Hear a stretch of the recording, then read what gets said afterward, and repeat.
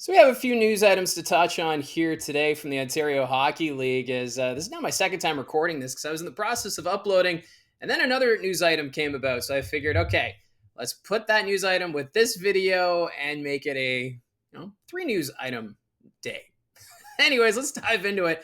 This morning, it was first announced that the Brantford Bulldogs, the rumored sale is now official. The Ontario Hockey League Board of Governors met this morning and have approved the sale of the Brantford Bulldogs Hockey Club from Michael Andlauer to Zach Hyman and his family. And of course, Zach Hyman, a member of the Edmonton Oilers, he says he's excited to join the Bulldogs family, has really been impressed by the fan support of the Bulldogs in the city of Brantford. So the Telephone City, I know when you started hearing the rumors about the Bulldogs potentially being sold, there was some current concern that maybe the team would be relocated, but it sounds like with everything being said, that will not happen. This team has long-term plans to stick around in Brantford. Mind you, we haven't had a lease announcement yet for the brand new arena, which is supposed to start construction this year. But the rumors I'm hearing is that it will be a 15-year lease agreement once that's approved by the city. So if you are a fan of the Bulldogs, the team is staying in Brantford, and there's no worries about relocation at this time. But it is a bit of a surprise. Michael Andlauer has been very passionate about the Bulldogs team since he purchased the Belleville Bulls and relocated them to Hamilton back in 2015.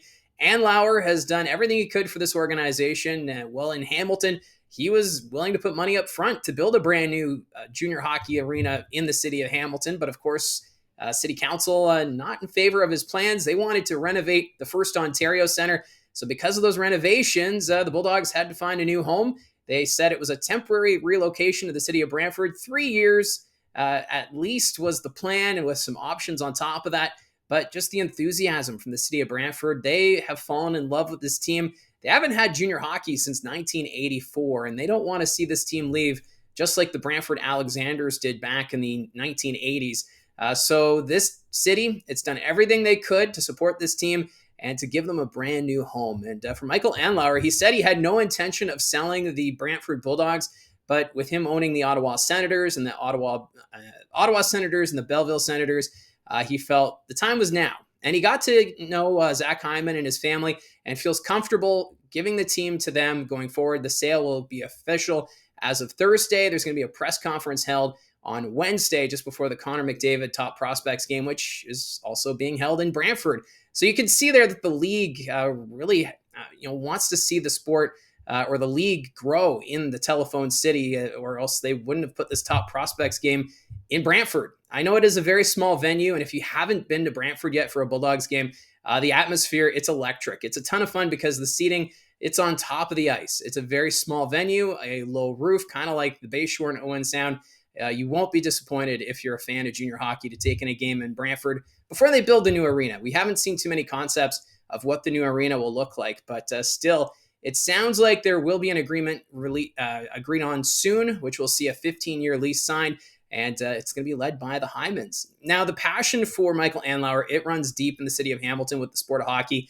He, of course, got involved with the American Hockey League Bulldogs in 2003 as a minority owner and became, over time, the majority owner. But in 2015, the Montreal Canadiens wanted to relocate their junior team or their farm team to St. John's, Newfoundland, and that's when he pivoted, sold his share in the American Hockey League team, and purchased the Belleville Bulls and moved them to Hamilton, where he won 2 OHL championships in 2018 and 2022. His passion runs deep. He was one of the more active owners in the Ontario Hockey League, and it's kind of sad to see him go. He was really involved with the team, but it's understandable when he's running the Ottawa Senators now on a full-time basis, trying to turn that franchise around.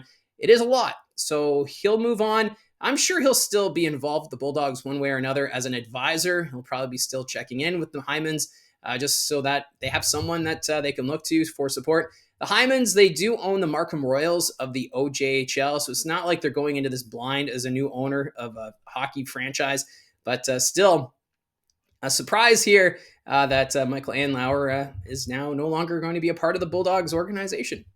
Now, the other news item that came up is that the Barrie Colts, they're celebrating their 30th anniversary this season. So why not have a party and put a new number up to the rafters? And that's going to be Kyle Clifford.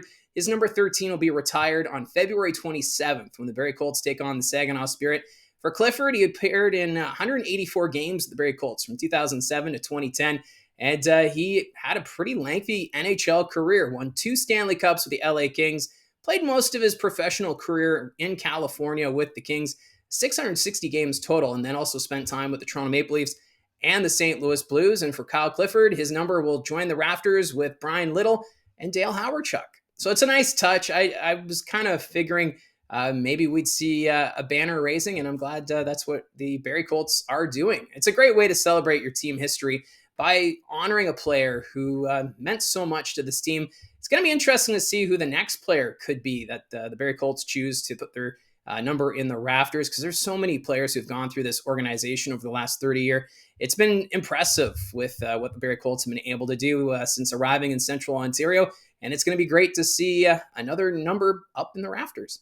Now, the last news item to touch on involves the Brampton Steelheads at the OHL trade deadline. Remember, they acquired Connor Smith from the Owen Sound Attack, and that gave them 4 overagers. And with Stevie Lefebvre suspended, it kind of gave them some extra time before announcing who the odd man out would be, because you have to have 3 OAs on your roster as your limit. And today it was announced that Chase Lefebvre has been released. Remember, Lefebvre, he was acquired from the Peterborough Petes back in the fall. And so Lefebvre let go. And also remember that Braden Gillespie, he was acquired from the Guelph Storm prior to the OHL trade deadline. There are some questions as to how is that going to work with all the goaltenders. Well, we also found out today that Jacob Gibbons has also been released from the Brampton Steelheads. So they've made it clear they're going with Jack Ivankovic and Braden Gillespie in net. And then on the overager side, you're going to have Connor Smith along with Stevie Lefebvre and Spencer Sova. So that's how I see it from the booth. A few news items to touch on today, kind of significant news items for 3 teams, all from the Eastern Conference, and they all start with B: Brantford, Barrie, and Brampton. So anyways, let me know in the comments section down below your thoughts on any of these news items. The channel continues to grow. Much appreciated. Thank you very much for your support. Don't forget to like and subscribe. If you haven't clicked subscribe already, I know we've got a lot of people who keep returning, but if you want to click subscribe and to join the growing community, much appreciated. And we'll talk to you again soon.